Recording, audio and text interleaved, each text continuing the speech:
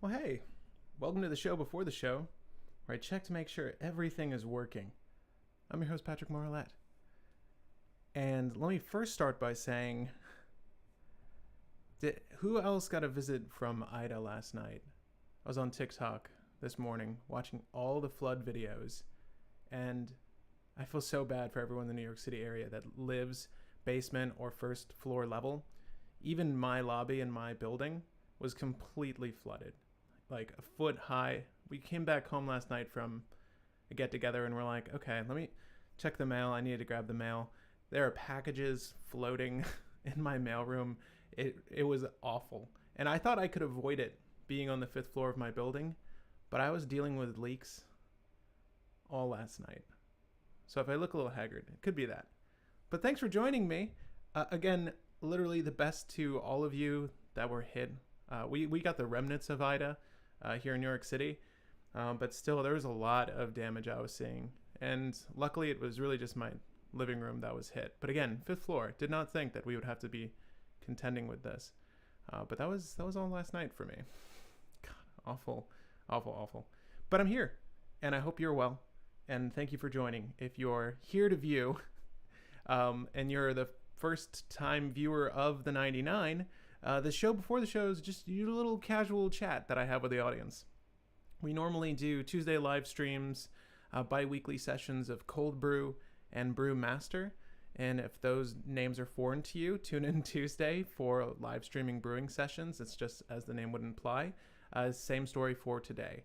This is a little impromptu, but I wanted to hold a viewing party, or in this instance, a brewing party, where we look at the latest releases, obviously discuss them with each other, find synergies and combos that work with the newest cards from Innistrad Midnight Hunt.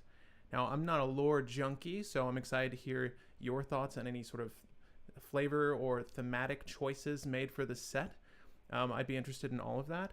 But we're mostly getting into the nitty-gritty of the mechanics for this set, specifically for the Commander format, as this is a Commander-based channel, it being named the 99. Go figure, right? But how are you guys? Are we brewing the new leaked green legendary? If we're referring to the legendary that's they have Shroud or Hexproof when they're untapped and they have Death Touch when they're tapped, I don't think so. It's okay value at 4 CMC. I don't think it's... I actually quite like it. We talked about it over on the Discord. I think the effect is good, especially in builds like Marath or builds where you have a dedicated pinger, because it gives you the opportunity to swing with that creature, and then obviously when it's tapped, much like you would have with Orin Frostfang or Nylea's Bow or Bow of Nylea, where when that creature's attacking it has Death Touch. Well, in this instance, that creature has Death Touch, indefinitely so long as it's tapped, and you can use its ability to ping things to just clear the board, right? That's really unique. So to me, that effect sort of belongs in the 99, much like an Orin Frostfang or a Bow of Nylea. The difference being that Orin Frostfang gives you draw, so there's added benefit. So I would rank that just a little bit higher, despite it being 5 CMC. I think the new legendary is okay, though. And I guess while we're just chilling here during the show before the show, we can go ahead and look at some of the recent spoils. It seems like MagicSpoiler.com has the most up-to-date list. I know there are things that are just being thrown up on Reddit. They usually find their ways onto other forums before they find their ways onto official card gathering sites, much like Scryfall or Magic Spoiler in this instance. But yeah, we can take a look at them in just a second. Hey Pat, glad you got away unscathed. Yeah, Hama Himana, it was awful. It was really awful. We were driving back from this get-together. We decided to leave early, obviously, because we got a bunch of warnings regarding flash floods, but then we got an alert for potential hurricane inbound. We're like, okay, we should probably quit our game of... we were playing... not my version, but Justin's version of Quacks of Quedlinburg. Highly recommended. But he has the expansions for Witches and Alchemist. So good. We were playing that last night, and we had a big sort of like Mexican feast. So we made food, played games, and yeah, and then it just started raining hard on the way back, the highway, which we usually take to go over to Justin's place, the entrance had cop cars in front of it because it was flooded such that cars were floating on the entrance to the highway. So, I mean, at that point it was bad, and it was around like 10:30, 11. But when we got back, it was pretty heinous. So we're fortunate to have got back. I'm sort of glad I took the side streets anyways, despite having to go through a lot of big puddles. But we made it back all right. And fortunately, we're in one piece. More importantly, and this is a pre-war building, right? It's very old. As a matter of fact, it's in the middle of having the bricks redone on the outside, the grouting, I think it's called, and the bricks being replaced because there's a lot of leaks in a lot of the spaces, and I apparently don't even have it the worst. But the fortunate bit of news is that the studio wasn't hit. I don't think. I checked everywhere. But God, I got to tell you, love New York to a certain extent, but it really wears on you, I swear. Great. How are you? Super excited for Midnight Hunt. What has been your favorite set this year and why? God, that's a good question. I mean, I really have to give it to the Dungeons and Dragons set solely for the fact that they gave me Oswald Fiddlebender, which is my new favorite list. I've literally played it on... Anytime someone invites me to play a game of Magic, I play Oswald Fiddlebender because it is that enjoyable. I absolutely love that deck. But that's sort of been my go-to. Yeah, I mean, I'm obsessed with it. That's not a great reason to like that set in totality, though, because that set didn't really give us too much else. It gave us class cards. Those are kind of cool, right? But they're not really phenomenal. None of these class cards are really amazing for Commander. But again, you know, it's not like Midnight Hunt, which we're going to be looking at in just a second. It's not like Dungeons and Dragons was necessarily made for Commander players. We did get Commander-centric sets. They seemed okay. I didn't really give those much of a gander, but I know there was stuff from there that, you know, people are looking to play. So I have this up with all of the recent spoils that I have seen. And to date, these seem to be the newest. The green card that was being referred to earlier is Sereth, the Viper's Fang, with this really sweet border treatment. I believe only humans and werewolves are getting this treatment, something along those lines. But this treatment is specific for those cards. And obviously, bear in mind that, you know, this is a set that's being released in tandem with the Innistrad, the Vampire Collection. I forget the name of it, something Vow. But that's also getting its own, like, draftable set. Both of these sets are getting a draftable set with completely different art later. So we're getting a lot of different art variants. We have been in recent date, but this is definitely the most I've seen from any one set, although it's not the same set. But the Sereth itself, I'm pretty sure there's going to be a standard version. It's okay. I think 3/4 body, I think there's better things to do in mono green, sadly. The real thing is, untap another target creature or land you control. What would have been nice about Sereth if that said untap target creature or land you control, that makes all the difference. Because then we would have a Seeker of Skybreak in the command zone. And what does that mean to me?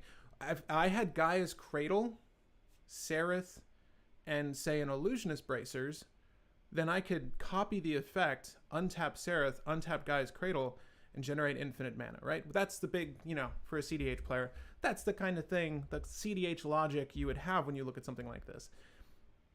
Is this okay by itself? It's totally good by itself, for the same reasons I mentioned earlier. I like it enough. Glad I'm safe. I'm glad I'm safe too. I love Ranger class, but yeah, the deck it went in was already pretty mono green stompy, but with legacy card legality.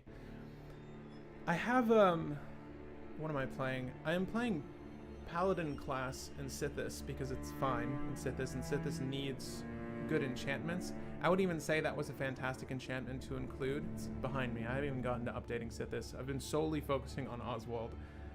I have cards for Oswald in my mailroom, as a matter of fact.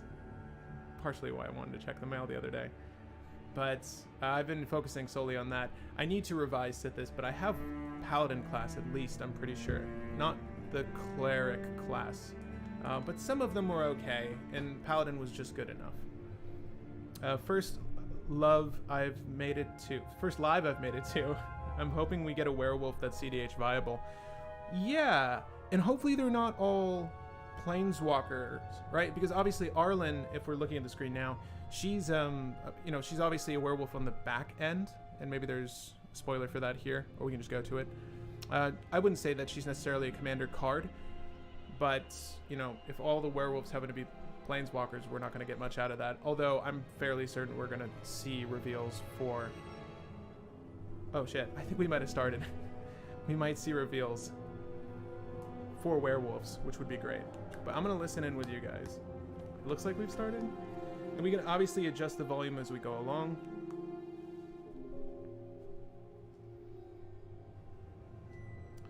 Where can you find the cards? Johan,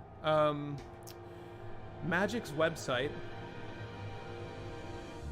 I love this brooding, ominous music, but we're gonna tune it down a little bit.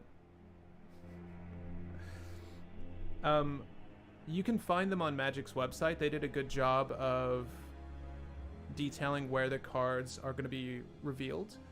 There's a series of previews that they allocate to different groups, individuals and or companies. I think Forbes even got Magic previews.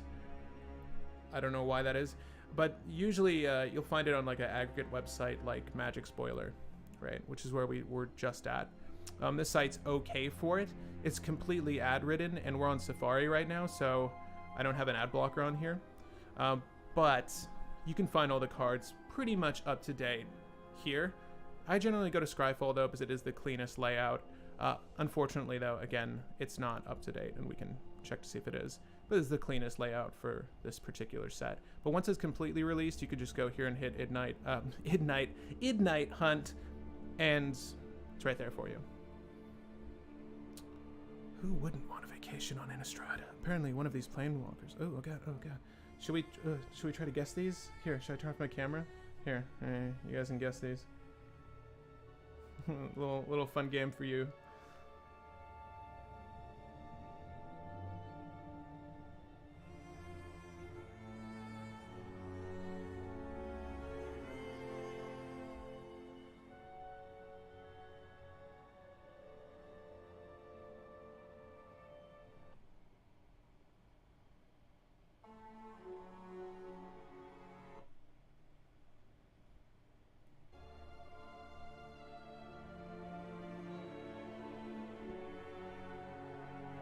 There you go. You guys should be able to hear the screen again.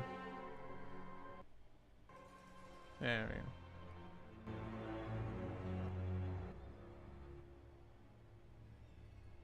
go. Yeah, there we go. There we go.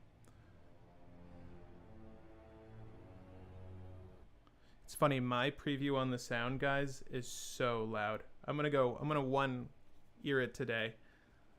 On Innistrad, many dark secrets are only a moonrise away.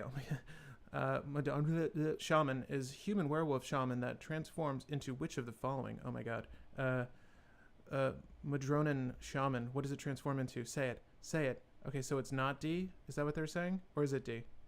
Did they just give us the answer? I don't know. This is fun though. Look at us. Look at us solving multiple choice questions together. But no, I am predominantly here, much like you all, for the spoils, and we'll obviously be discussing those as we go along. I'm dark and I'm brooding and ominous, thank you. Hello, hello. You should increase your audio and lower the music. Maybe. I've muted them. So like you can hear the broodiness, and like my volume is controlled over here. The thing is though, there's no volume rocker specifically for my headset, so it's actually just coming out full blast. If you're wondering, Mac doesn't have good controls, audio MIDI controls for output to headphones, unfortunately. So it's gonna blast in my ears, but you guys should be fine. I'm kind of bummed the normal basics don't show up in packs. Kind of bummed the normal basics? Are we referring to...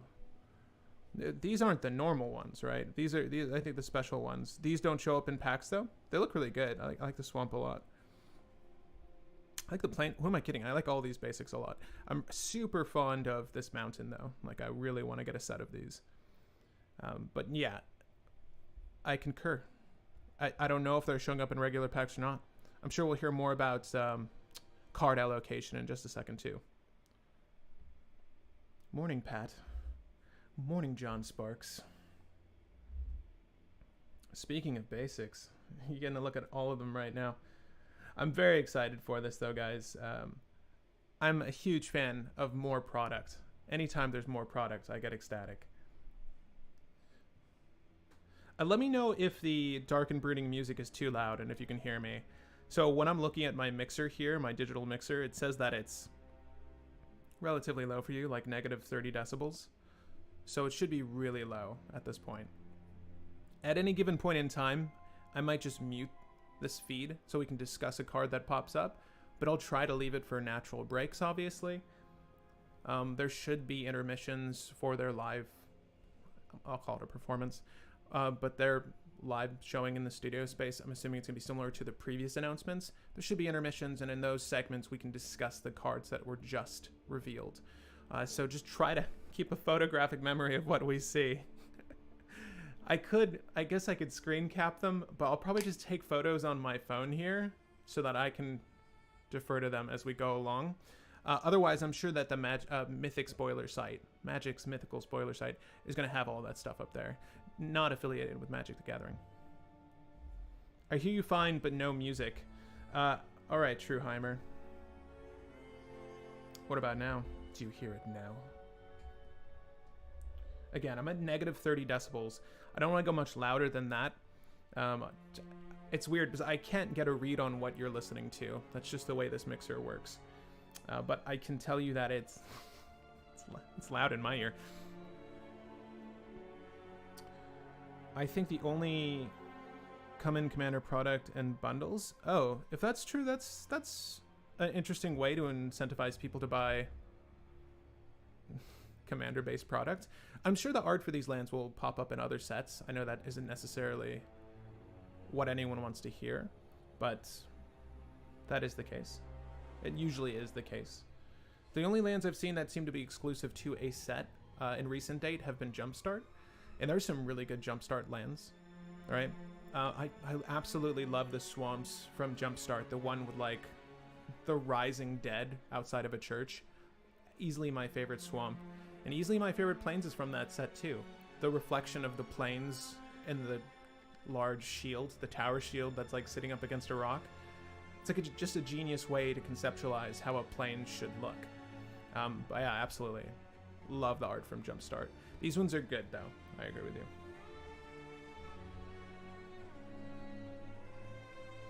Yeah, Trueheimer. How is it now? How's it now? You're going to be my guide. You're going to be our guide. If it's good for Trueheimer, it's good for all of us. Thank you, John Sparks. The inhabitants of Innistrad say the silhouette of a creature can be seen on the surface of Innistrad's moon. What is the animal? I guess a wolf? Oh, shit. Don't say it's a moon, Drake. It can't... Why would it be so obvious? Jumpstart basics are something else. They really are. Heron. Oh, shit. Oh. Very cool. We're probably going to get into this in just a second. You sound like you're on some epic quest. I would love that. My life, an epic quest. Okay, you guys stoked for this?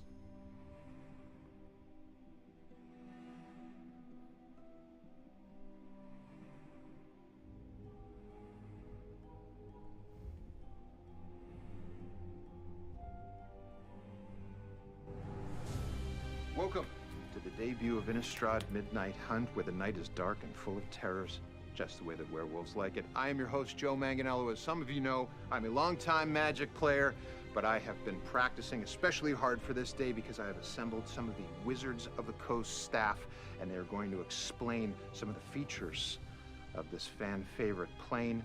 And I also have someone else here who is an expert in all things Magic, my good friend Jimmy Wong. What's up, Joe? Yes, how are you? I'm doing great. I love Innistrad. I'm super excited. Werewolves, one of my favorite creatures. And hey, you know something about werewolves, don't you? What do you mean? What? That's like suspicious. Why would you answer it? That's something a werewolf would say, and you. All right, I hate to cut you off, but we gotta get this going before the sun sets. Yeah. Yeah. Yes. Yeah. Okay, so as I was saying, we are going back to the fan favorite plane of Innistrad and all of its gothic horror glory. We're also inviting players to take part in the Harvesttide Festival, where werewolves and warlocks roam the woods in Midnight Hunt. And one thing is always certain: when you're on Innistrad, there's always something scary lurking behind every corner or card. You ready to do this? It is time to become what you fear, Jimmy. Yeah? Or card. Let's go. What do you mean? That's weird. Just an interesting thing to say. And here we have Maris Mullally, the narrative design manager at Wizards of the Coast. Hi, Maris. Hey, Mary. Hi, it's good to see you guys. Hey, just a heads up, I gotta get out of here before sunset. Should be a problem. He's just messing. He's not. He's totally fine, right? Yeah. So, Maris, we're going back to Innistrad. I'm so excited. Yes, back to Innistrad. Our first time we were there, 2011, a whole decade ago. Jeez. It's I love been their set. 5 years since the last time we visited Innistrad, at least in our timeline, Wow, in our so, world.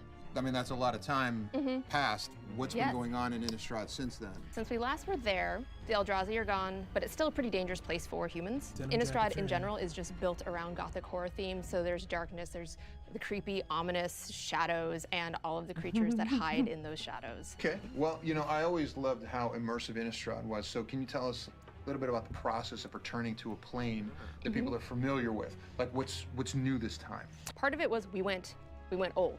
Like, we had the Eldrazi in the last time we visited Innistrad, but this time we said, okay, we want to go full back. What are the core themes of original Innistrad? Werewolves, ghouls, zombies, but we wanted to add a bit of kind of charm and flavor and remind everybody that while humans are delicious and the bottom of the food chain, they are also resilient, and they've been all about survival. So we've got a big centerpiece of Midnight Hunt, which is the Harvesttide.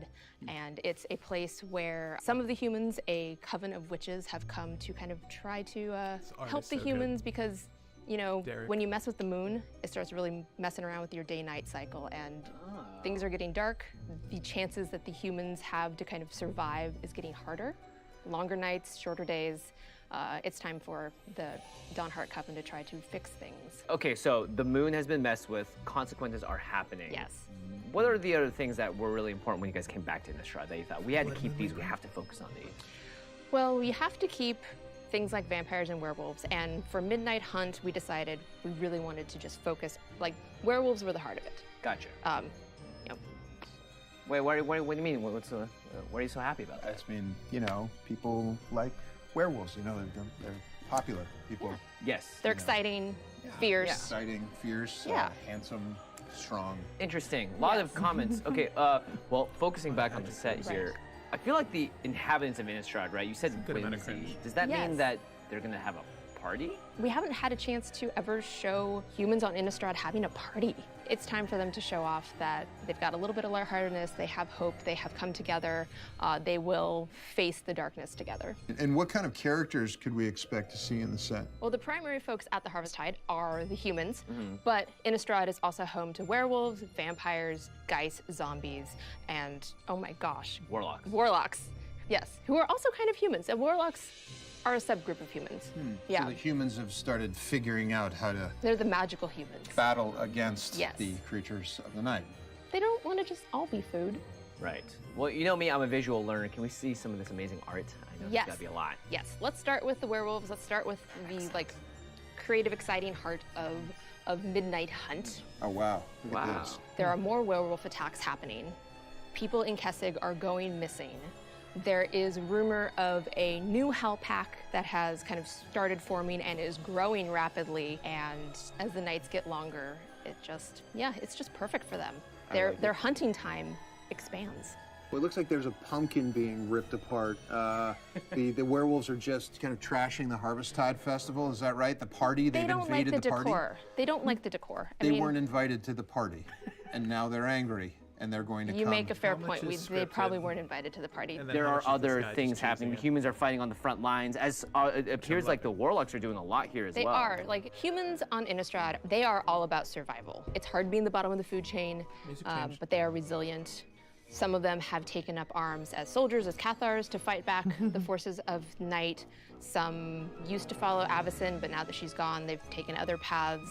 And some are returning to the hedge magic of the past, and Getting those some would be Bloodborne, the covens and the hedge witches. and Bloodborne warlocks. vibes. Well, and they always say you have to know your enemies.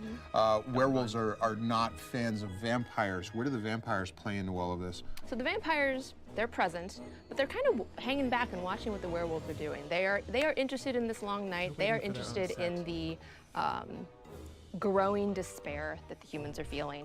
But they're going to let the werewolves do the work right now. Bloodborne secret. We'll definitely see a lot more of those vampires in our Demon next set of Souls, Crimson Dark Vow. Souls. Oh, that makes a lot of sense. Yeah. All right, now how about the zombies? This is one of my favorite creature types of all time. Yes, I've got someone for you. Okay. Meet Wilhelt the Rot Cleaver. Okay. So Wilhelt the Rot Cleaver is take one a of our photo new of this. commanders, and this card features one of the new zombie mechanics, Decay. Decayed. It can't block. When it attacks, sacrifice it at end of combat. Okay, hordes of decaying zombies. Yes. Sign me up. Oh yes, always. Not for me. I am not a zombie guy. No? Nah. If you're not a fan of zombies, how do you feel about ethereal spirits from the graveyard? Okay. Okay. I'm listening. So we've got our Geist, we've got our spirits.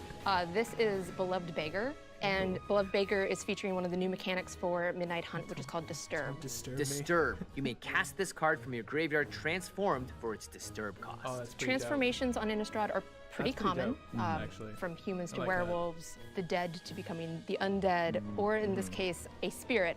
And Neo Secret when Lair? you pay the disturbed cost of Beloved Beggar, you can come back from your graveyard as, in this case, Generous Soul, who's going to protect the village in his afterlife rather than going along to the blessed sleep. Wow. Ah, I love that Yeah. mechanic. I want to That's see great. more. So they actually Disturb come out of the cards. graveyard transformed into this new ethereal form As Jimmy stated. Yeah. to help the humans. Some was to help the humans. pre-recorded, I'm Jimmy. sure not all of them are here to help the humans. Some might actually be around to help the werewolves or the vampires. Who Well, I knows? love the transform mechanic, and I feel like with these two sets coming in, there has to finally be enough cards to make a transform it's not deck bad. happen. So that's pretty cool. Fingers crossed. Yeah. All right, well, this has been an amazing look at the plane and the creatures of Midnight Hunt. But now the story revolves around the Harvesttide Festival, which we're all Yes. in the middle of here. What's this festival all about? The Harvesttide is a week-long event. At the center of the event is a ritual that involves the Celestis, where the Dawn Heart Coven is pretty sure that the moon and the Eldrazi in the moon is the reason that we're having this imbalance with our day and night. So they want to do a ritual that will fix that. And this is a time to connect with the woods, connect with the other humans. Why would you have a festival in the middle of a werewolf wood? Why not? Well, it's also where the Celestis is. But you know, we've got magic up. We've got If you're little accustomed warning. to my regular Okay. streams. But it completely I makes talk a sense to lot. me now. I also The talk a lot werewolves during are movies. angry. Why are they throwing a party trying in the to middle be of their woods In their without backyard. inviting them? Courteous to you, I mean, Stuart. come on. This is like you setting up to have a barbecue in my backyard and you didn't invite me. It's true. I'm so sorry when that happened. I really didn't mean for that to offend This you. actually happened a few weeks ago. And you brought all of this Baggage. fresh meat to the barbecue as well. We did. Something tells me things are missed not the going to joke. go quite as planned. Is there any You made me art miss the that we joke. can get a good, better idea of what's going to happen at this festival? I mean, if you're going to take the pessimistic approach, I can show you this, which purely hypothetical. Okay. I'd like to believe that the event is going to go well. Well, it looks like there's definitely some trouble brewing in these woods. Quite nice. That's right. All right, well, Jimmy and I need to keep this caravan moving and learn a little bit more about the development of Midnight Hunt. But Yeah. Maris, thank you so much for your input. You're very welcome. Thanks, Maris. Take care. Thanks, Maris. Be safe in those woods. Oh, we try. We'll try. Oh, Do we? shit. Oh, God. I read the script. That's your belly, right, Joe? You're just hungry, right? All Yeah. right. Okay, great. 2 new mechanics. Disturb looks really good, particularly for a self-mill package. Picking up a scent this way, Jimmy. Yeah? Oh, Just well, waiting for the very good Disturbed directional sense. Boss's We are Oracle. joined by creative director Doug Beyer and God, senior can art we director make it Taylor easier? Ingverson. How's it going, guys? Going great. How are you guys?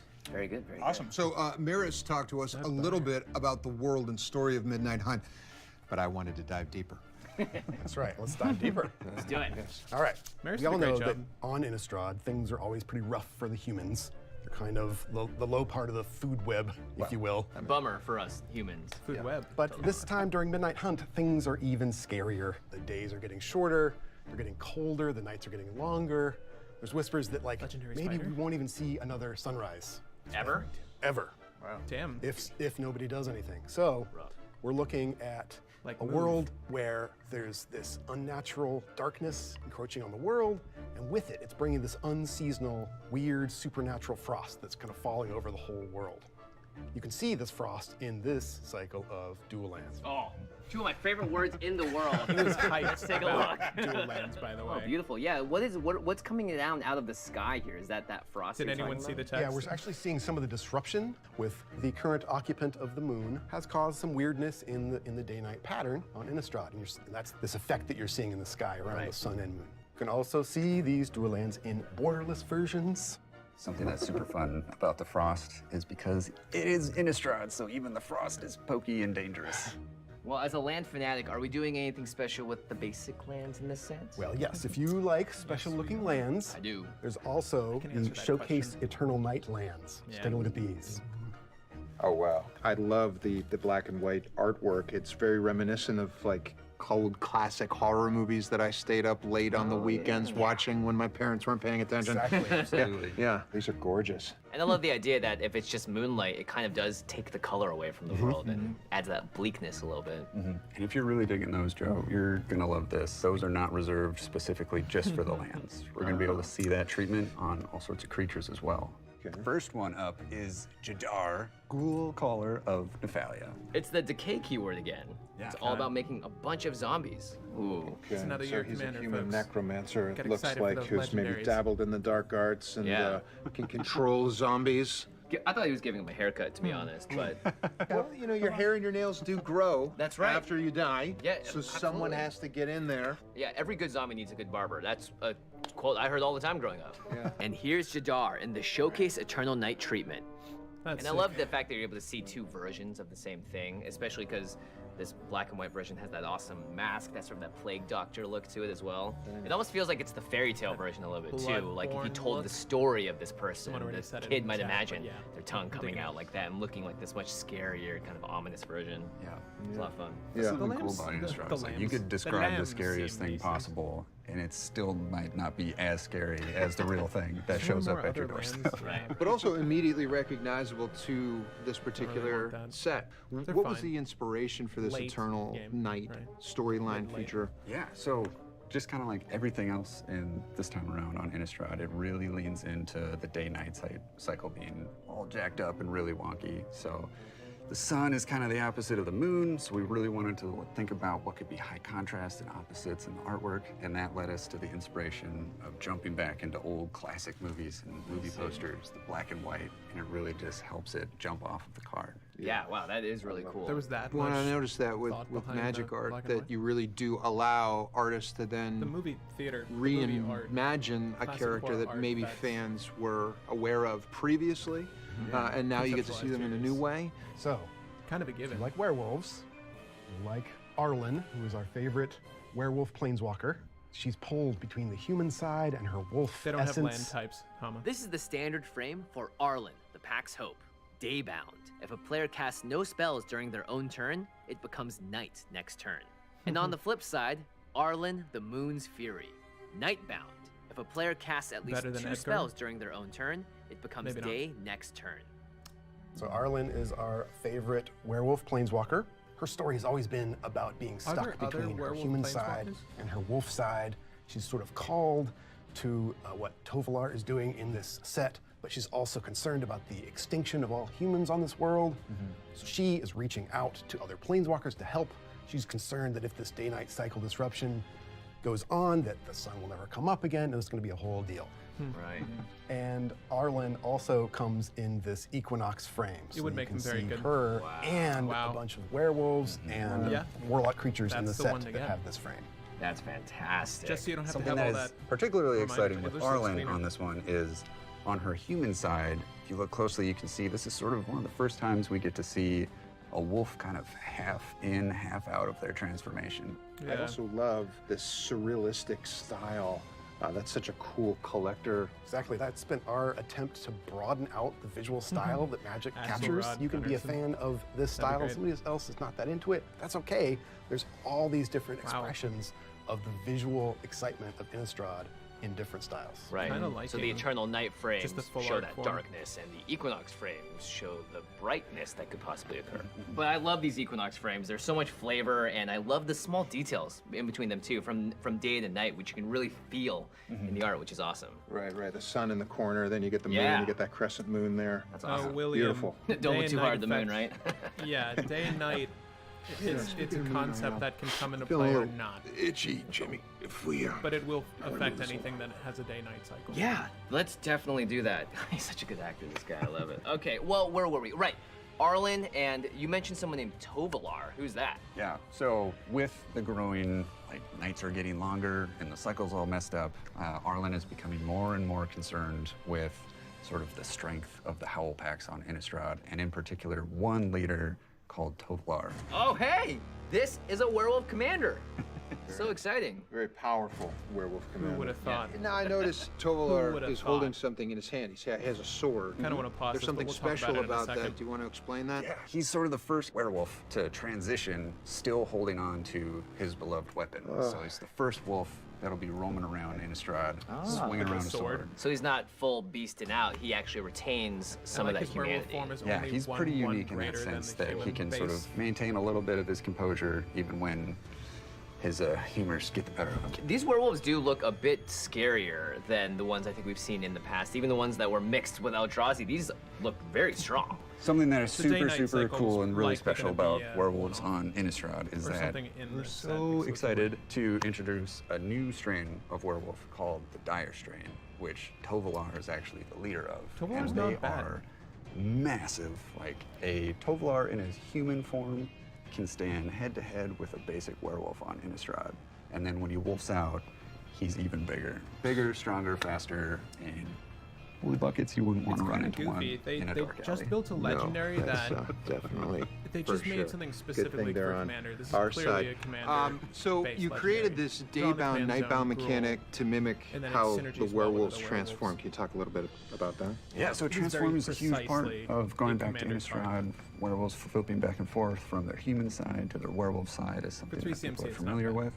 And this time around, especially with the new expressions How of many werewolves useful that we're werewolves bringing are there, in, though? it was a good opportunity for us to really sort of At least it's wolves and highlight werewolves. stories from your human side to your wolf side. So you'll see similar jewelry, clothing, and any Changelings. adornments, even wacky Changelings in hairstyles there. transferring over to your wolf side. And then with the Dire strain, since they sort of are most comfortable in their skin as a wolf, they kind of embody that in their human form. So they intentionally wear larger jewelry, bigger, baggier clothing, because they're kind of uncomfortable in their human skin. And when they wolf out, everything fits just perfectly. Yeah, wolf very out. smart. That I should have love been a that keyword. you've done some research should have been and the talked to keyword. werewolves about issues that gonna they've wolf had, out. and then incorporated them into the card. Did you read it? No, I'm just thinking about everything you've said today, Joe, and I'm getting more nervous. I'm also really excited because I hope we get to see more cards William, before I it reminds die. me of the alternative art from Coldheim. Like those felt Well, hit you or want miss to see to some me more as well. cards, Jimmy? Let's talk about some more cards. Okay, sick. Let's do it. Well, I mean, I know these werewolves seem intimidating, but that's okay because the humans have some stuff up their sleeves as well. They are joining with the forces of the Dawnheart Coven, which is a force of witches and warlocks. Sign me They're coming out of the woodwork. They're kind of an ancient nature-worshipping coven of warlocks led by Catilda, and they are here to Tilda, do very something common about name. this day-night disruption. They want to put a stop to it so that the world can be safe for humans again. Right. And Avacyn's gone, right? So they need someone to look to in these dire times. That's right. So in Avacyn's absence, they have turned their worship to the Archangel Sigarda. So would you like to see You cigar that? New angel? Oh, New hell Sigarda. Let's take a look at her. yeah. Finally, some non-werewolves. She has this coven mechanic, very powerful with- card actually, wrong with which you can bro? see there. The coven mechanic represents this connection, this pact that's between the Dawnheart witches and their allies at the Harvesttide festival. This is showing how diverse groups of creatures are all coming together to work against the werewolves and use their powers, their different powers, literally their different power and toughnesses to be their source of strength. Teamwork makes the dream work, as That's right. always. Very cool. Sigarda also comes in an Eternal Night frame. Oh, yeah, that's Beautiful. awesome. I mean, I love that it's a close-up. You know, there's so much to look at in terms of the There was cards. Like almost each something card there, is its Sigarda. own work of art. There's so much to explore in each one of these images. Speaking to my heart. These are awesome sort of examples too, just bringing it back again of like allowing artists to sort of play around in the toolbox that we provide. Right. You can see in her Eternal Night version. Can you hear she's me got a better lot now, more of, Sebastian? Like a flower crown going on, sort of bringing in again a lot more of that Harvesttide vibe. Trying to where put it's Joe sort of and Jimmy in taking the flowers forefront and here, but- everything that's happy and hopeful around this event. And the floating Don't wanna candles too compete is a with really them. nice touch. Yeah.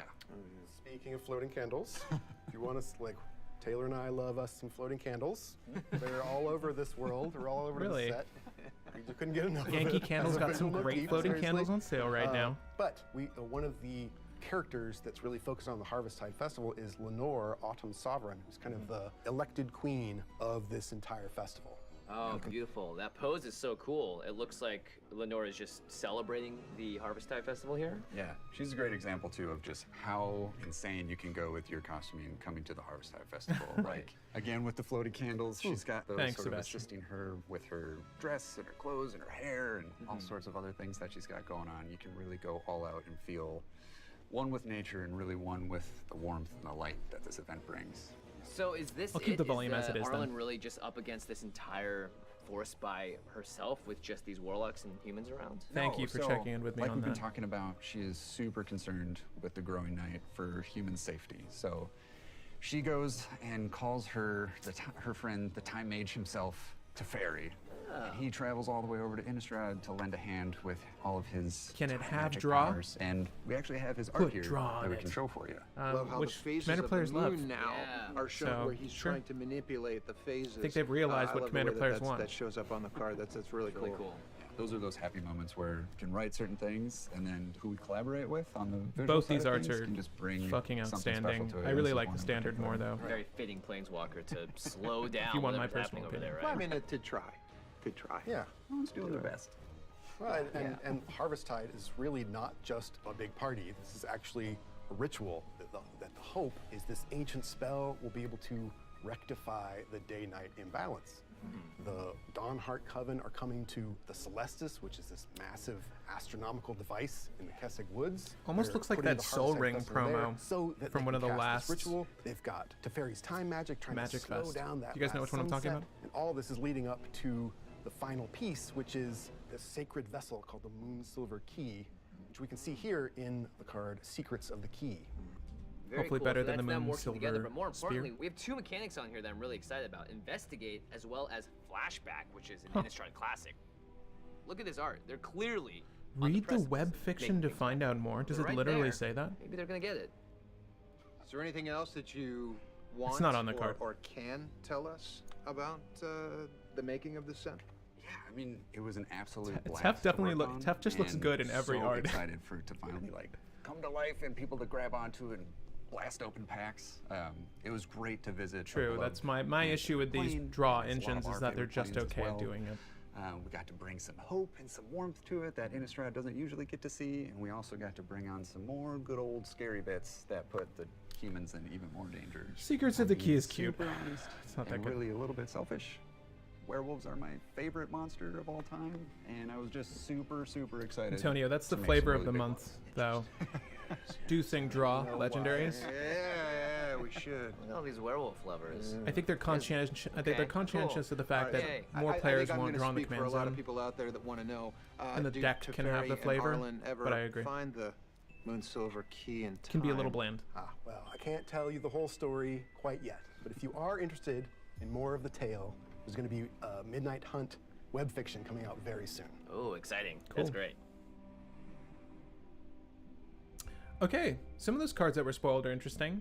You'll notice there's a lot of draw. That wraps up our first look at Midnight Hunt. Jimmy, what'd you think? It all looks incredible. There's so much to look forward to with this set. And check it out, Joe. We finished just in time, a few minutes before the sun sets, and you're going to turn into a werewolf, right?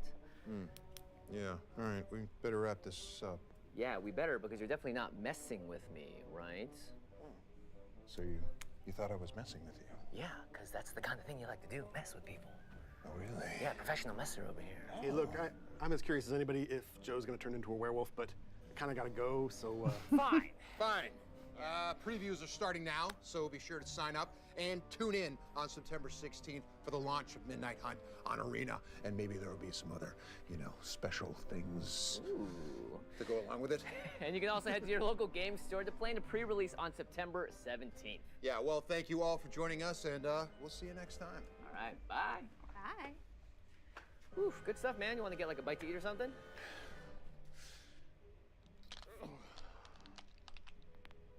I'd love to, Jimmy.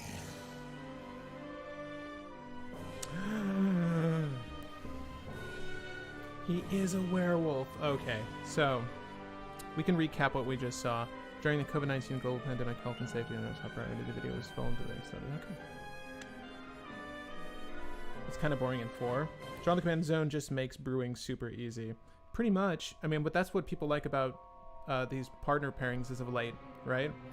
I mean, some of the more popular ones today. Obviously, Timon has always been there. Thrasios has always been there. Crom has had a resurgence since recent date. People care about drawing the command zone, evidently. But we can go ahead and take a gander now. I'm pretty sure that was it. Let's see if our Magic Spoilers has anything new for us. They likely put out all the cards, and we can take a look at these. Let us help you experience. Oh God, do you guys want an ad? The world. Don't want that. No one wants that. Okay.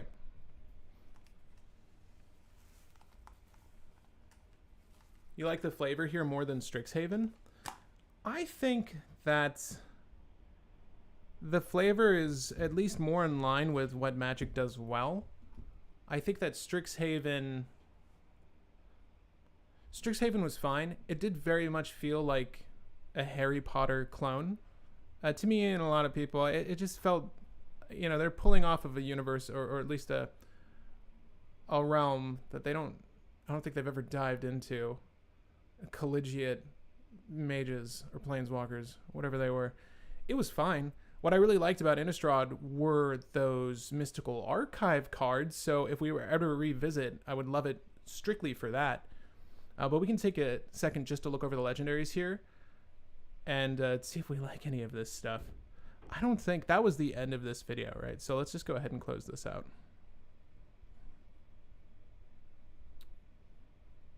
I'll leave it. I'll leave it up. If we're missing something, let me know. Light Up the Night. I feel like that this is a reprint. Am I wrong? Light Up the Night? I could be wrong. Yeah. Light Up the Stage. So, never mind. New card.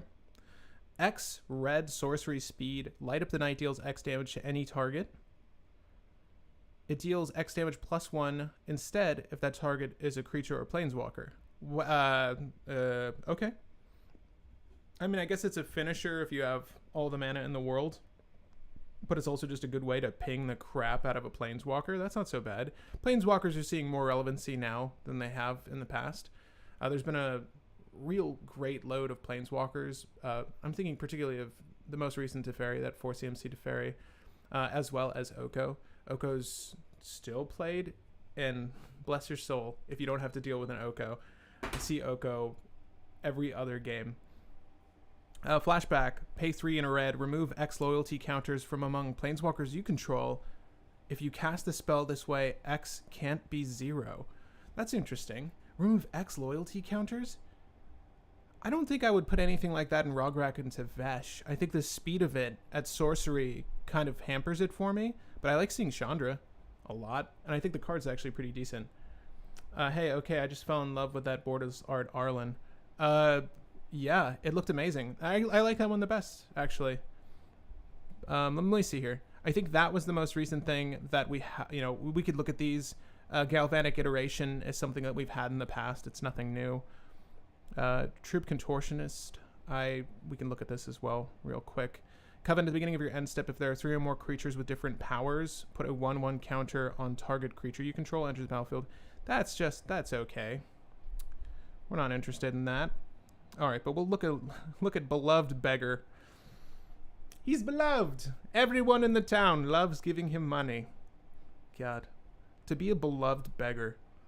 I know it's just a fun play on words, but I've never met a beloved beggar. One generic, one white, 0/4 body. Damn, that's why. He's got the fattest booty in Innistrad. Charity is rare on Innistrad, but kindness is always repaid. So Disturb is pretty guess.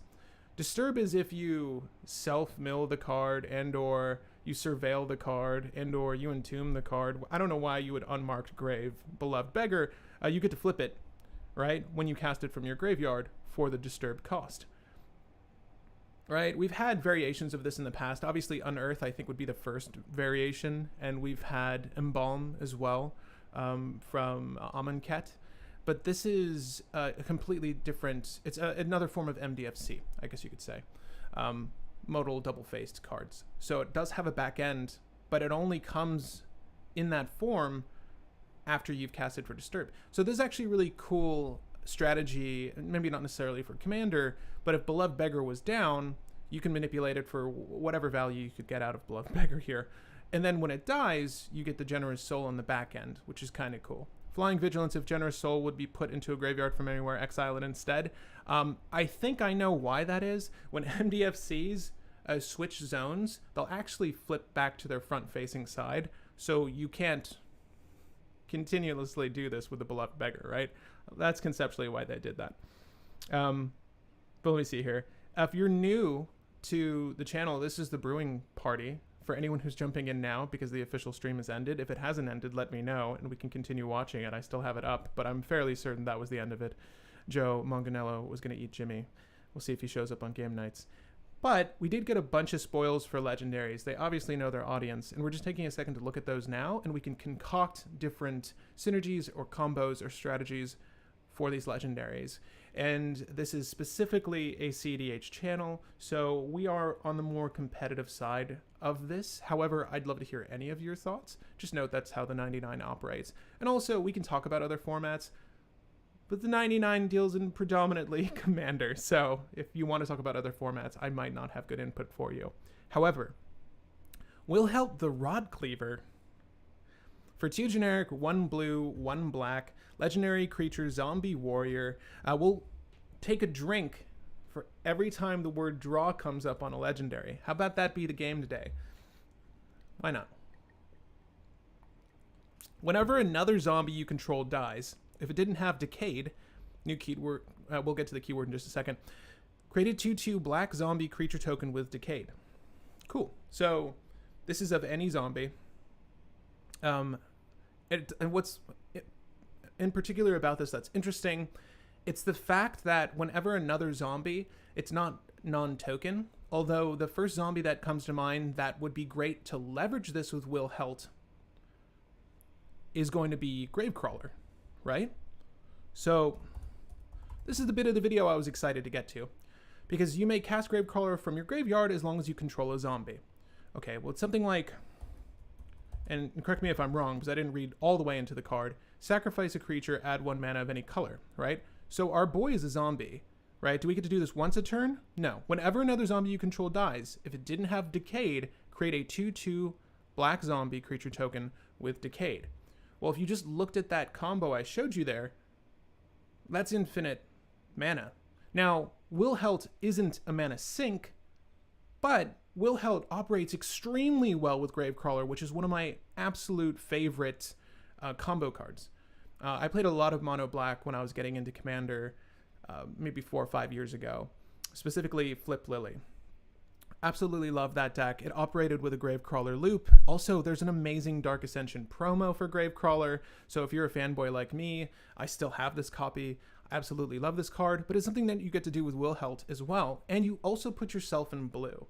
So, obviously, making infinite mana, that's okay.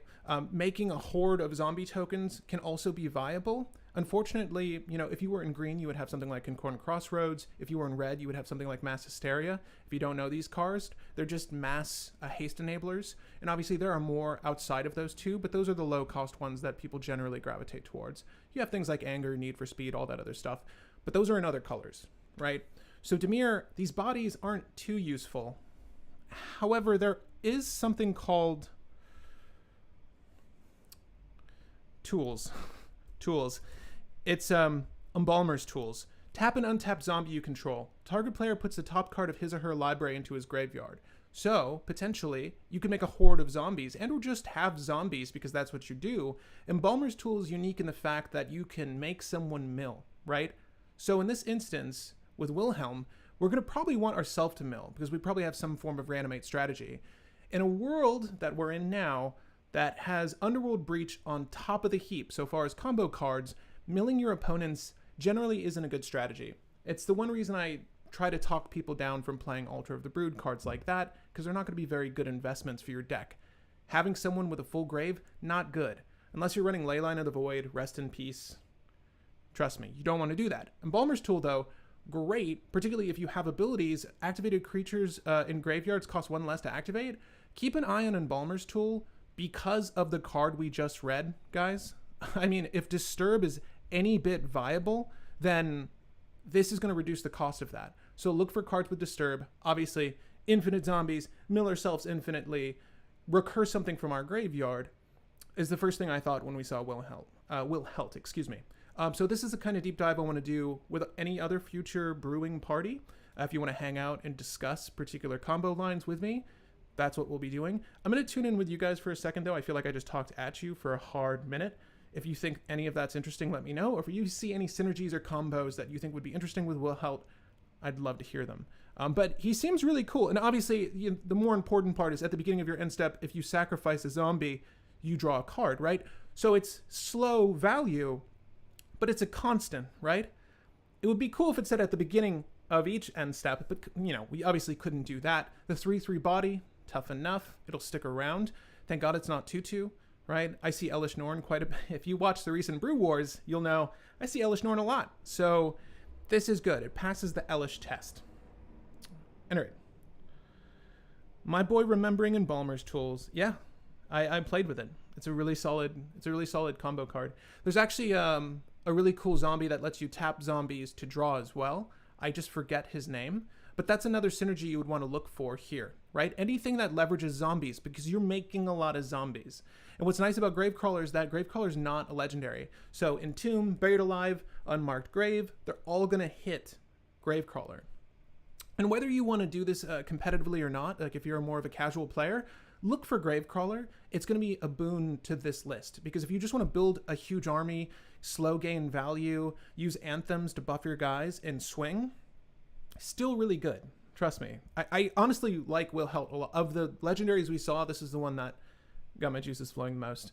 And it's blue, so you're welcome. Let's see here. So, Altar of Dementia. Yeah, you could do self-mill strategy with Altar of Dementia too. Any sack outlet is going to work. I think the bigger one would be, it's what I use in my Oswald Fiddlebender list to just end games. It's the only sack outlet I use in that deck. But post infinite mana, post any sort of infinite situation, Blasting Station is really good for just getting rid of all the creatures, right? So Gravecrawler enters the battlefield, blast it. Oh, it died. Make another zombie, blast it, and every single time you're untapping the Blasting Station. I like a more direct line of play or kill. And again, Altar of Dementia, I'm sort of weaning off it unless we're altering ourself and we're milling ourself. It's generally not good to give the blue player, or rather the red player, the Grixis player, the 4-color, 5-color Kenrith deck, gas for their Underworld Breach Pyre. It's never good to do that. Unless you play in a meta where no one is on Underworld Breach, which is great because it's so prevalent in my group, but that's great for you. And I wish the best. Hopefully no one discovers Underworld Breach. But we're still on Wilhelt, so I'd love to hear your thoughts. Too bad UB has no way to give zombies given haste. I don't think it does. I mean, you can do... Let's look. The first thing that comes to mind is Crashing Drawbridge, but this is not a good card. I won't say that this is a good card, but creatures you control gain haste until the end of turn. This is something you could play out preemptively. It's a decent blocker, but you're not really concerned about people swinging at you, at least in a CDH setting. So here... it would just be for the haste enabling, but we can look to see if there's any each haste or each haste, gain haste, creatures haste. That's what we'll do. But we'll look at Dimir creatures haste and see if there's anything viable for us. I might have hit the 1 with Crashing Drawbridge. That's insane. Wow. Yeah. I mean, you could do a Chroma's Memorial, right? And also, it's sort of on flavor, but we do have Chittering Host. If you guys have never seen this, what is it called? Mold. There's a word for this. You graft them onto each other. Whatever. You're never going to do this, but you could do this, I guess is what I'm saying. But this will give other creatures you control haste. Menace, rather. Oh god, you don't get haste. Never mind. Not worth it. Don't do that. Untap all creatures you control and all creatures your opponents control. You and the opponent each gain control of all creatures the other... No, Reigns of Power. No. Don't do that. Don't do Reigns of Power either. Okay, Crashing Drawbridge. I gave you the one. Acerak is... Yeah, Antonio is right. So you have Acerak Rooftop combo.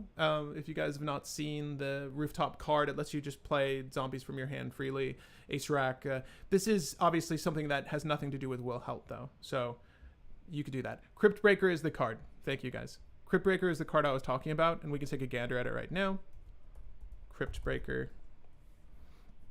Tap 3 untap zombies you control. You draw a card, and you lose 1 life. Obviously, this is finite in the sense that you have life to lose at this point, and however much that is, we don't know. But it's not so bad. Is this good enough for Corvold CDH? Is what good enough for Corvold CDH? Sorry, I meant Zombie Token Maker. This guy, do you mean he's not going to be in Corvold, right? Are we speaking of the Jund Dragon? He's not going to work there. Cryptbreaker, tap 3 zombies, draw a card. Thank you, guys. Cryptbreaker's a 1. But those are the ones I'm thinking of for Will Helt. If you want to do a Will Helt, that's how I would guide it. And clearly, if this is of interest enough, we can brew it on the channel. Tuesday is our weekly cold brew time. Our next coming Tuesday is a Brewmaster segment for our patrons. But the following one, we'll probably tackle something from this set because it's relevant. And Will Helt's the one that sings out to me the most.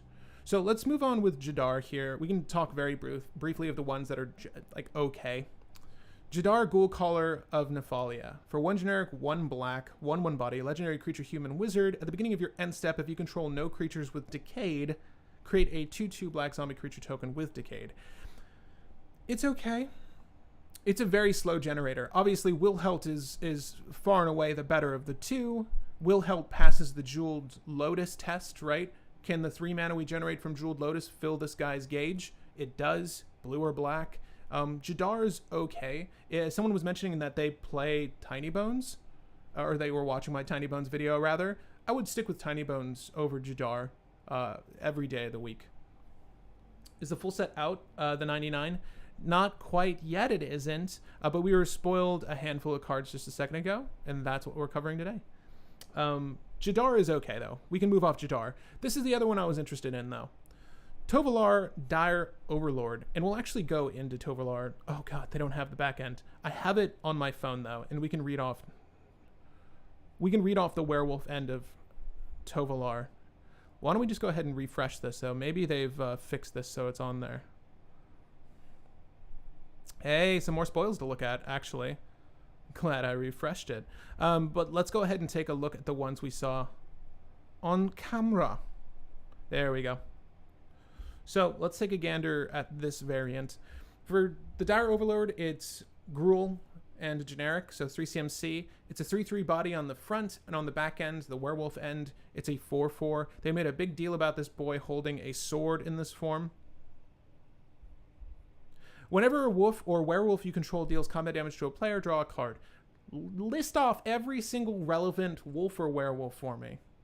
And then we'll start from there to see if this is a valuable strategy in a commander setting, right? Mind you, you always have access to Tovolar. Just because you have access to Tovolar doesn't mean you cast Tovolar.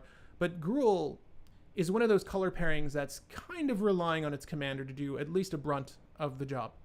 So we really need to fill up our 99 with valuable wolves or werewolves to get the most out of Tovolar. And the good bit of news is that we have a lot of creature tutors in green, so it's not difficult to get to at least a handful of key werewolves and or wolf generators, which is where my mind is at with this. There's a lot of wolf token generators. Those are probably the ones we're going to rely on the most. But at the beginning of your upkeep, if you control 3 or more wolves or werewolves, it becomes night. Then transform any number of human werewolves you control. Now, so far as the day-night cycle is concerned, we can take a look at that again. To my understanding, I don't think it's individually assessed. I think if it's day for the table, it's day. If it's night for the table, it's night. I think someone might have been asking, and maybe you can clarify in the chat, if it is night or it turns into night, does that turn over our creature? I would say yes, but I'm hazy on that, and we can look at the rules for that in just a second.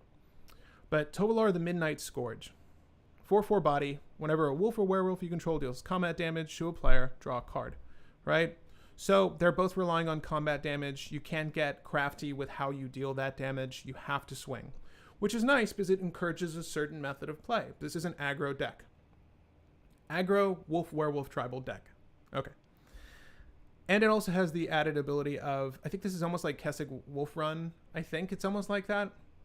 It's the land that buffs your creatures, but X, Gruul, target wolf or werewolf you control gets +X +O and gains trample until the end of turn. So this is how you do commander damage, right?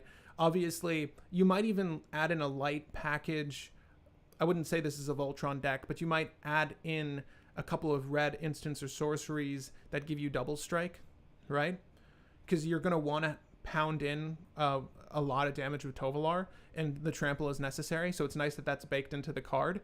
But otherwise, it's okay. It's okay. There's also a land that has the same activated ability as Tovolar. Yeah, I think it's called... Okay, what is this? You want to read some comics with me in a second, guys? I think it's Kessig Wolf Run. Target creature you control gets... Yeah, okay. So this is the card it's based off of, oddly enough. It's from Innistrad. So Tovolar might even be the werewolf you see in that image. That's kind of dope, right? But yeah, that is what the card... That is the card that inspired Tovolar. Is it good? Yeah, it's nice to have on the ability. The only shit end of this is that Tovolar... If you wanted to do commander damage with this guy, you would need to give him Vigilance, or you would need to have some sort of instant untap effect of Vitalize, Benefactor's Drought. I don't know why you would be casting these during the middle of... Benefactor's Drought might make sense. But you would want to pump... Oh, I'm sorry, he doesn't have to tap. It's not quite like Kessig Wolf Run. It's better. Whew, never mind. I got all dandy when I guessed this right. It's not the same. It's better. So yeah, maybe run both. Who knows? Probably don't need both. But you have both. Huntmaster of the Fells is the best one, Seto Kaiba says. In regards to wolf generators, we can take a look at that right now. This is oldie but a goodie. I think if I just said Huntmaster, it should be up here. Huntmaster of the Fells, you say. When this creature enters the battlefield or transforms into Huntmaster of the Fells, put a 2/2 green wolf creature token onto the battlefield. So it is a wolf... It gives you a wolf and you get a werewolf out of Huntmaster Fells. At the beginning of your upkeep, if no spells were okay. And it's a werewolf on the back end, right? I think there's something that generates wolf tokens, and we can look at that right now. But obviously, this is the route I would go for this guy. It just makes the most sense to give yourself these tokens. I think that there's a couple planeswalkers that do this, namely Garruk from Eldraine, if I'm not mistaken.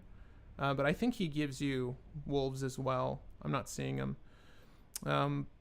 But Wolf Willow Haven even. There you go. You'll use that. Yes, Sword of Body and Mind. You found a home. Look at you. Look at you. You make the wolves. You mill the 10. That thing I told you not to do. Probably not the best, but I totally forgot that this made wolves. So there's a wolf generator for you.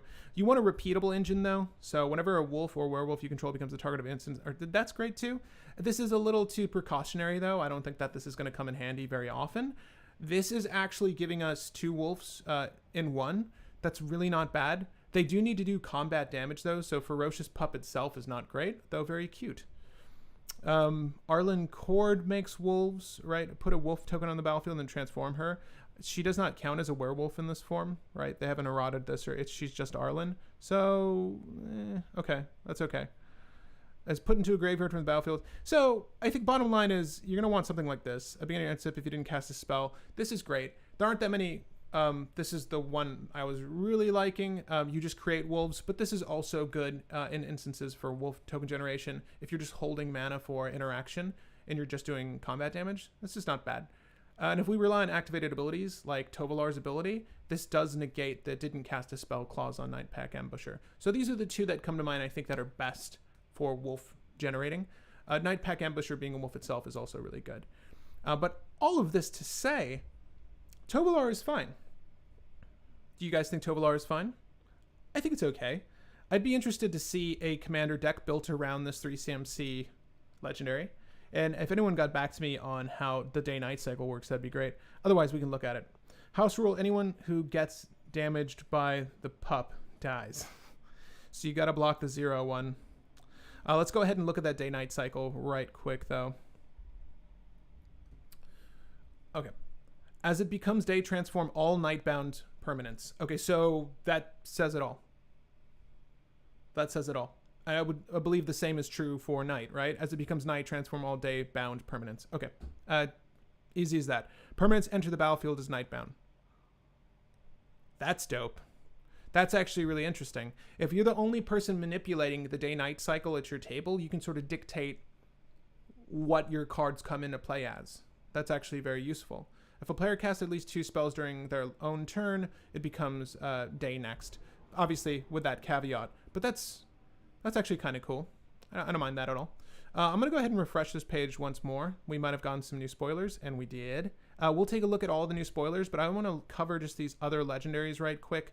Only the ones that we can make commanders, so we will skip Arlen for now. Sigarda is going to be very brief. Okay, so Flying Trample, 4 CMC, all very expensive. Mike listening? It's super hot in here. Okay. Humans you control get +1/+1. I don't think that this card was obviously designed with Commander in mind, but, you know, we're a Commander-based channel, so I'm going to give it a gander anyways. How about that? Whenever Sigarda attacks, if you control 3 or more creatures with different powers, look at the top 5 cards of your library. You reveal a human and put it into your hand. This is just a less good version of that one girl that's playable. Winota Ryder. Winota Judd? Winota. Her. She's okay. And this is not good. Sigarda is not a card you want to make your commander. It's Flying Trample. That's nice. Other humans you control. Yeah, sure. I think the synergy's okay. Putting it onto the battlefield would have been the bee's knees. But, you know, you can't get it all. We can look at some of these other cards as well as we go along here. Secret of the Key. This is fine. I don't know if anyone's really going to want to pay 1 to get the investment of an Investigate to pay 2 and draw later. That's just okay. The fact that you can generate an artifact, though, is kind of cool. If you have artifact synergies, that's actually seemingly useful. But otherwise, I'm okay on it. Brutal Cathar.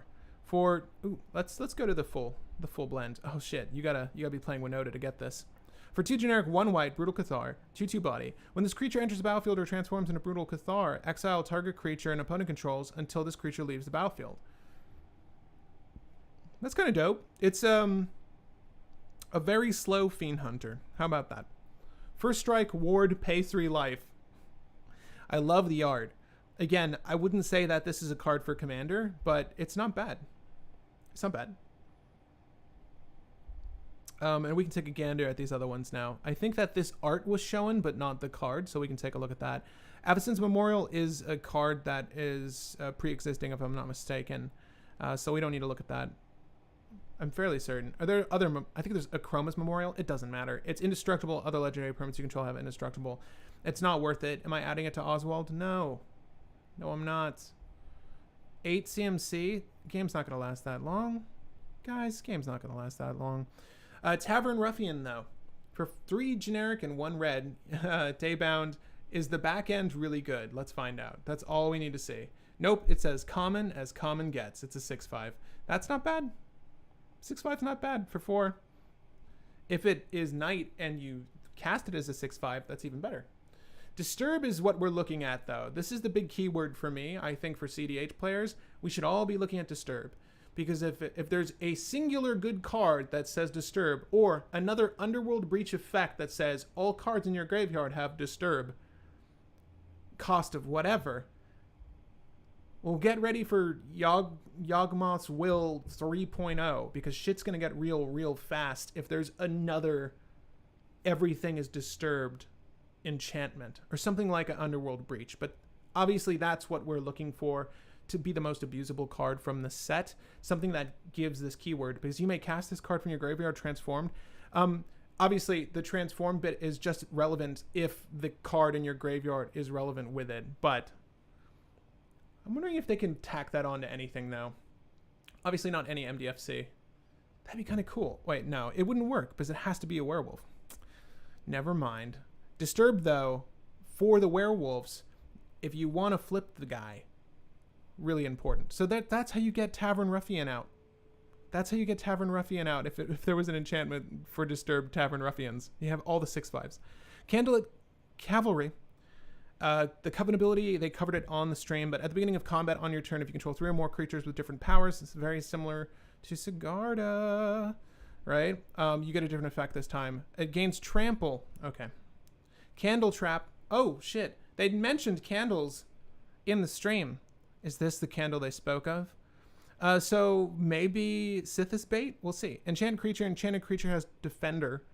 Prevent all combat damage to be dealt by enchanted creature. Coven. That's okay. It's nice to just drop that on a Tymna, I guess. Or you drop that on some sort of flyer that's beating you. That's not bad.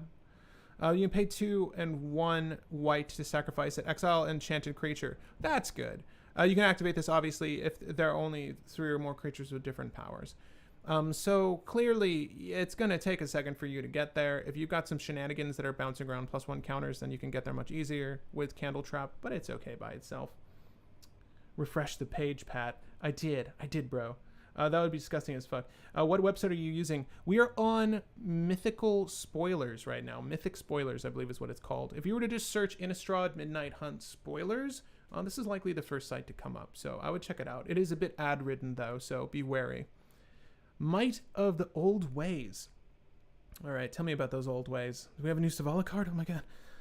For 1 generic, 1 green, target creature gets +2/+2 until the end of turn. That's not enough of a buff for Savala, I think, to be concerned. I don't believe Marwyn really cares about buffs. I think she's mostly elf ball, right? I could be wrong. But yeah, that's okay. Then if you control 3 or more creatures, draw a card. Oh my god. How many times have you won a game of Commander on the first turn? That's a good question. It's not commonplace, but I would say I've done it at least...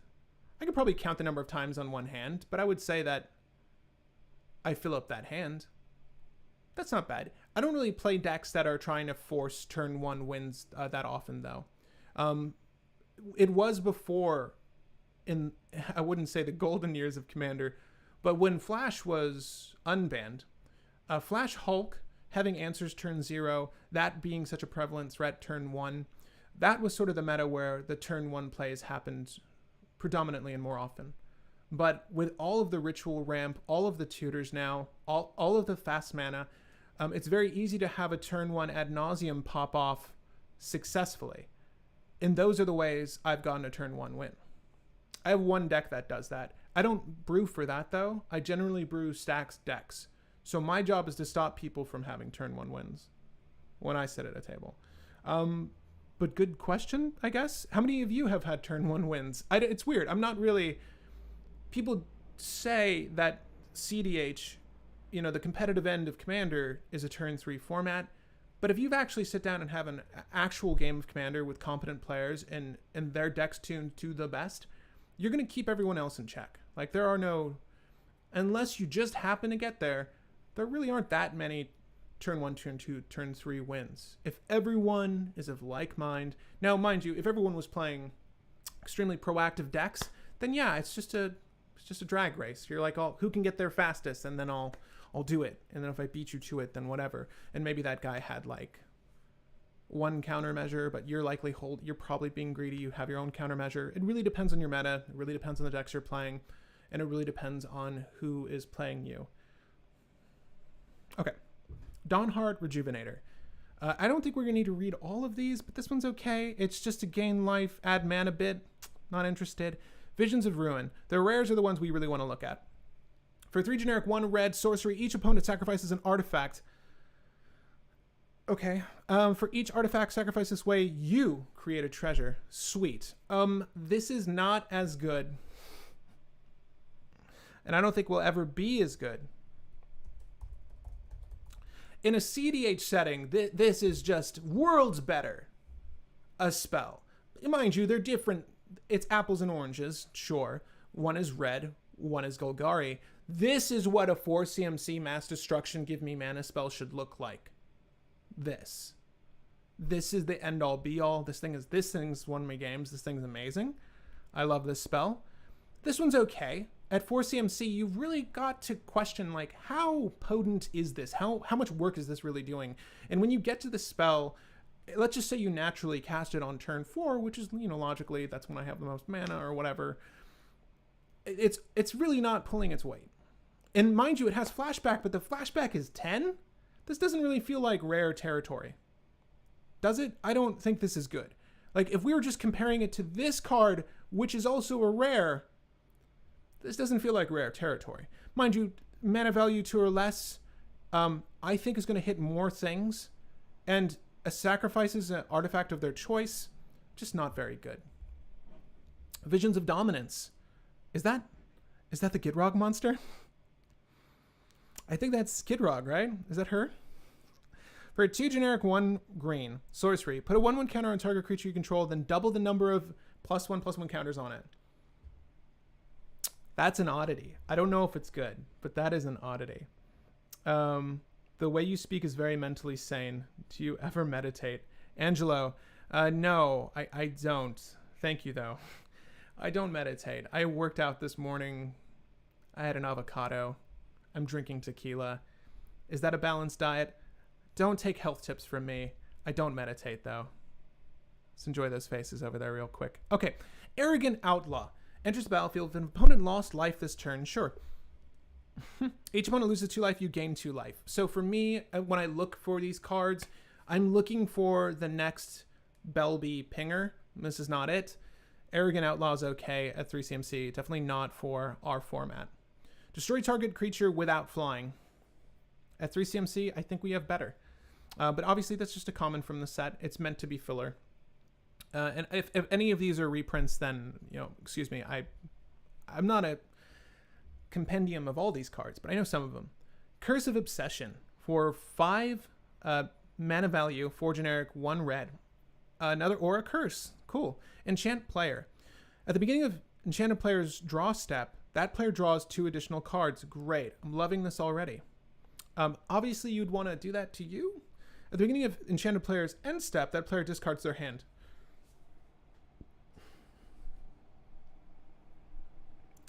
At 5 CMC, it's like, who is... Okay, so answer me, chat. Avocado and tequila. Yeah, that's how I do it. What did I say? Demonstrate? Did I call it that? Okay. With Flash Hulk had 1 turn 0. Glad is banned. Yeah, franchise. Flash Hulk was the more prevalent win of the day. Ad Nauseam is the new... It's not even the new Flash Hulk. Ad Nauseam's been a bane in the sides of many of a CDH player for a very long time. Me in particular. I swore off of playing Ad Nauseam, but I got as many requests as I could imagine to build a deck that sort of featured it as the headliner, to have a turbo deck. And that's what Rograk and Tevesh is. It very easily... Like, if I don't have Ad Nauseam in hand, I cast Tevesh. And what's the mana count there? 5? Oh, wow. I guess you could say I've done Ad Nauseam, like, a shit ton of games, but I just don't ever have it in hand. But that's more Peer into the Abyss list, really. It's like... Yeah, it's weird. Turn 1 games aren't very frequent anymore, unless someone really forces that Ad Nauseam turn 1, and there aren't that many decks that are oriented towards that. I feel like the meta is moving to a slightly slower pace. I think folks are aiming for the turn 2, turn 3 win, right? Generally is what I'm seeing. But I don't play in everyone's meta. I don't know what you guys face down normally, so. This is okay. Who is Curse of Obsession for? Tell me who Curse of Obsession is for. Who do you target? That's pretty sick with Crystalline Crawler. If we're referring to Visions of Dominance, hell yes, I agree. It's actually quite good with Crystalline Crawler. Anything with a +1/+1 counter manipulation, it's very good. It's commander card only. It's kind of weird. Curse of Obsession is just okay. But that might be it for our spoilers, gang. We can refresh here. I think that's it. So, I hate to break it to you, but if you're looking for more spoilers, obviously we can... I can share a link with you. I'll share a link with you. But it should be on WotC's web page. But what I'll do is from my own personal account, that's how much I love you guys, I'm going to put this in the live stream chat, and I might even just add it to the video afterwards so you guys can check this out. But I got a lot of questions as to where cards are showing up. If you wanted to see more spoilers, you can visit this link. Hopefully it'll give you a hyperlink. If not, then I just put the longest HTTPS link in the chat. But if you see that, you can follow that. But basically, that's where I'm tracking any spoils, and that's where I would defer you to go. But obviously, if you were to just go to magicspoiler.com, I believe the link is Mythic Spoiler, though, or maybe they've changed their name, or maybe I'm on a different site. I'm on magicspoiler.com. You can go there. You can go there. As a matter of fact, it doesn't look like it let me leave you guys the link. So what I'm going to encourage you to do is when this video goes out, go ahead and check the comments section. I'll have pinned a hyperlink to Magic's website with the announcement of where all the cards are going to be spoiled, and obviously the end date of when we'll see everything ultimately. But these are all the cards that were spoiled today, to include some of the ones we've seen on the stream. Obviously, if there's a legendary that you want to see brewed, let me know. I'm happy to take a look at it. I think of all of these legendaries, the one I'm interested in the most, just because it plays with cards I enjoy, is actually Wilheld the Rot Cleaver. I think that is one that I could probably do justice to.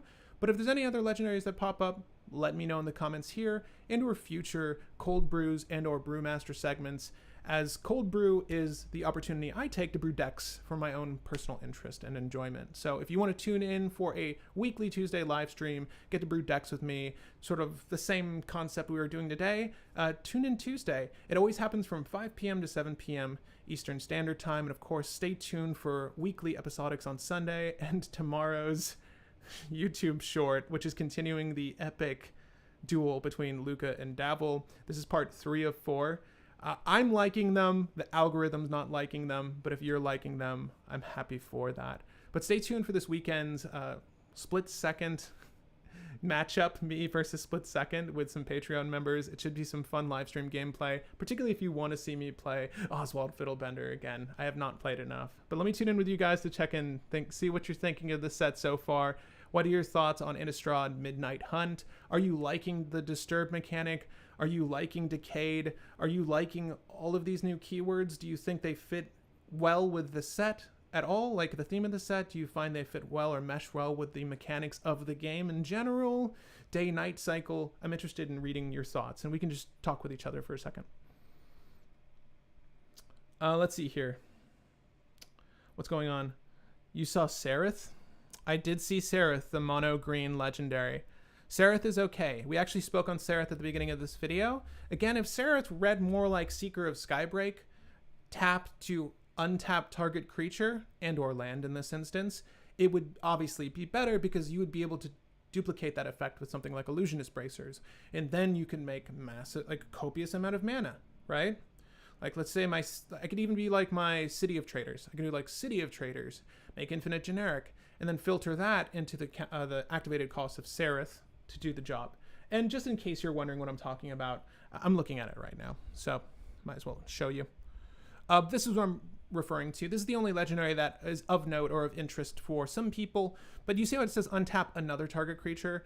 This kind of puts a hamper on this. I think it's a really cool utility knife though, because obviously giving things hexproof, huge deal. It's only your creatures, but in green, your strategies are going to be creature dependent, so that's actually useful. And other tapped creatures you control have Death Touch.